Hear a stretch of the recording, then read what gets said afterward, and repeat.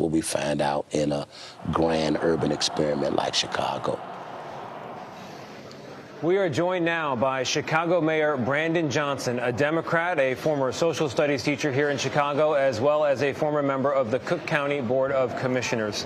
Mayor Johnson's been in office since 2023. Hey, thank you very much for joining me. Of course, thanks for having me, and Happy New Year. Thank you very much. I appreciate it. So you just saw that piece. This problem of the life expectancy gap is decades old, long predates you. Why hasn't government been able to step in and fix it?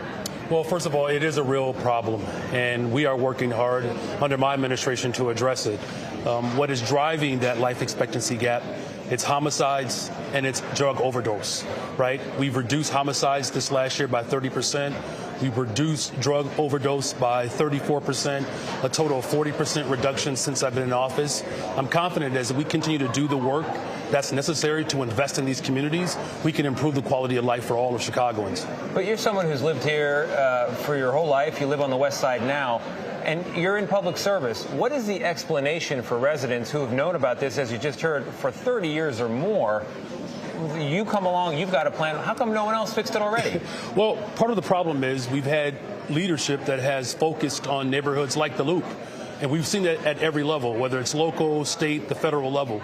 And unfortunately, not enough attention in neighborhoods like West Garfield Park or Austin, where I live on the west side of Chicago, or on the south side in neighborhoods like Inglewood.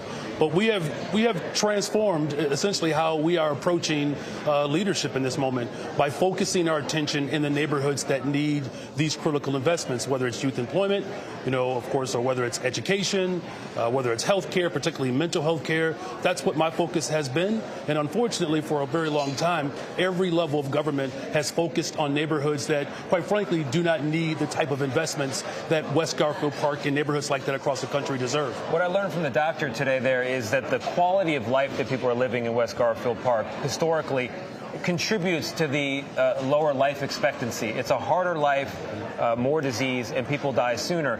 The lack of resources is a big part of that. But what comes first? Do you have to clear out the drugs and the crime, and then the investment comes? Or does the investment come and that clear, you know what I mean? Look, that's a great question. Look, it's a combination of both, right? Look, the neighborhoods that deserve investment in education and health care and housing, we have to do that now.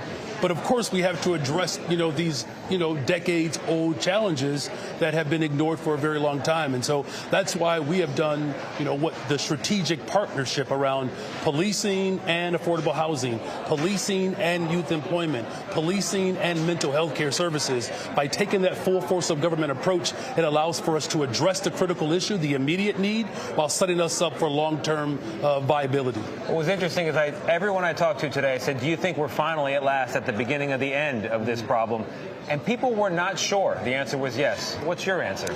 Well, look, I believe we're obviously headed in the right direction. We have a little more work to do. It would be great if we had partners at the federal level. We know the Trump administration just cut $2 billion away from mental health care services. That's problematic.